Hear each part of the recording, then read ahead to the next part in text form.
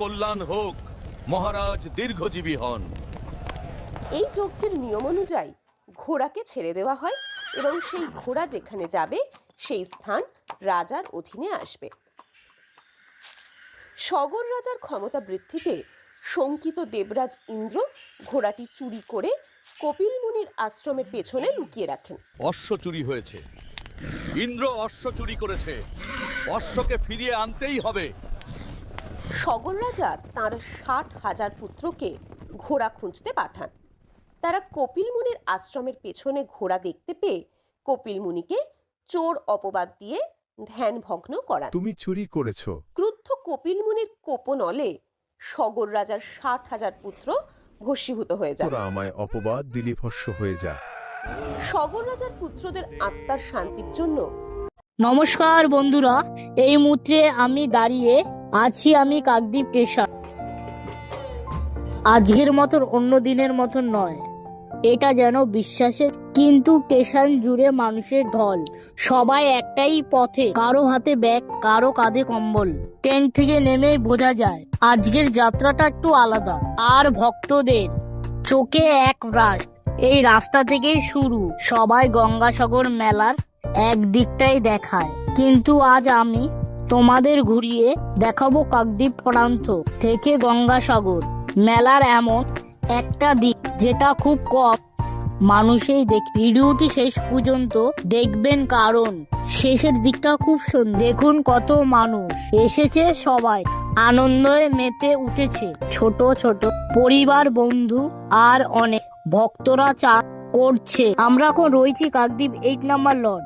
মানুষরাও মেতে উঠেছে। চান করতে গেলে মনকে শান্ত করে গঙ্গায় দিকে এগোতে হয়। এখানকার মানুষ দেখুন সাবধানে পানি নিয়ে চান করছে, প্রার্থনা করছে। এভাবে গঙ্গার ধারে দাঁড়িয়ে সবাই একসাথে চান করলে মনটা সত্যি শান্তি পায়। সংক্রান্তিতে আজকে পুণ্যস্থান আমাদের কাকদ্বীপও মেতে পুণ্য লাভ হয়।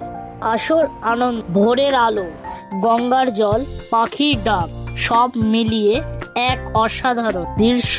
এই প্রান্ত থেকে দেখলে বোঝা যায় মেলা। এবার আপনাদেরকে নিয়ে যাব গঙ্গাসাগর, সরাসরি দেখাবো সেই পবিত্র স্থান যেখানে সমুদ্র আর গঙ্গা এক হয়ে যায়।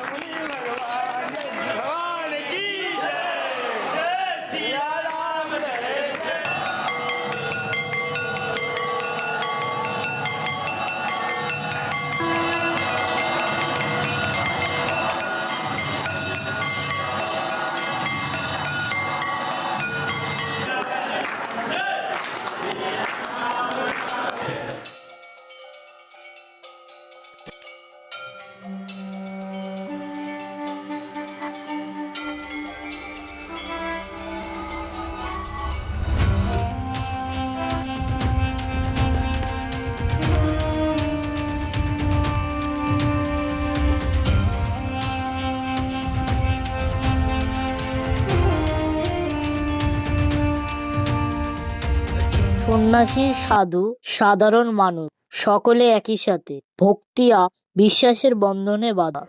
গঙ্গাসাগরের এই মিলন শুধু জল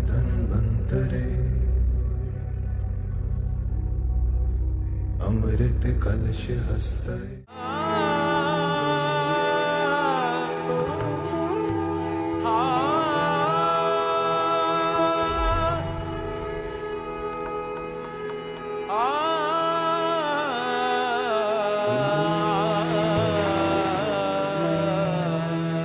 देवी सुरेश्वर भगवती गंगे त्रिभुवन तारिणी तरल तरल। আর সাগরের নয়, এটা বিশ্বাস, সংস্কৃতি আর আত্মার মিল। এখানে দেখা যায় পুণ্যস্নান, গঙ্গার আরতি, নাগা সাধুদের তপস্যা আর গ্রামীণ বাংলার লোকসংস্কৃতি রঙিন ঝলক দেখতে পাবেন। গঙ্গাসাগর মেলা শুধু ধর্মীয় উৎসব নয়, এটা বাংলার ঐতিহ্য, আবেগ আর পরিচয়ের প্রতীক। सर्वामय विनाश